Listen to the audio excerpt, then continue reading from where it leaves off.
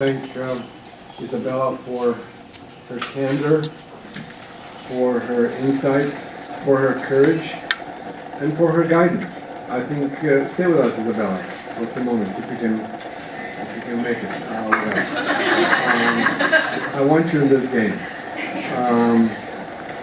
You've given us invaluable guidance. Part of what this council is about is to create a new beginning for all of you, to learn from the past errors that have taken place, like in your case, and to create a game book of do's and don'ts. And that game book cannot be just entrusted to the specialists. You know, war is too important to be trusted just to generals, and these games are too important just to be entrusted only to one specialist, be it a coach or a trainer or just a physician. I think we need the whole team to be involved in this. We need the whole team to be educated on this. We can't be sort of a hit and miss whether the teachers understand or not, or to find excuses for the teachers. Well, poor teachers, they don't know about this. They need to know about this. So we in the council believe in a, if you will, in a systemic and systematic and integrative approach to this. It's true, we do not have all the evidence to develop the ultimate game book, but we're beginning to do that. We understand this will be a process, and this process is beginning, and people like you, Isabella, give us inspiration and create a path for us as to what we need to do because of your courage and your willingness and your humility to share with us the trials and tribulations you went through will help us develop this game book.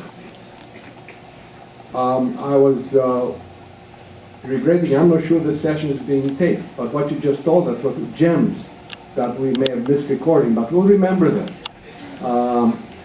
And I would like you to think about, if your schedule permits it, and I know you are busy in negotiating your re-entry fully back in life, you may not be able to do this, but save the date, October 17. We'd like to have you with us in Washington at the final huddle.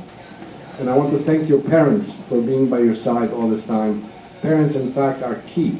And I think parents need to be part of that team as well. So it will be necessary for the scientists to improve the science, because frankly, the science is very rudimentary. We know very little and need to be very humble about this and say so. We know very little about the mysteries of the brain. And we are heartened by the initiative that President Obama has pushed forward in 2013 on brain research. And now we have a group of people and a group of sponsors who are helping with this.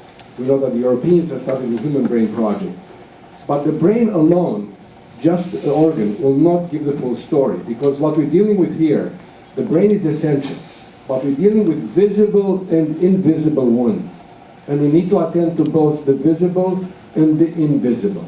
This is not just a medical issue, this is not just an educational issue, this is not just a policy issue, this is not just a parental issue, it's all of those, or just a coaching issue.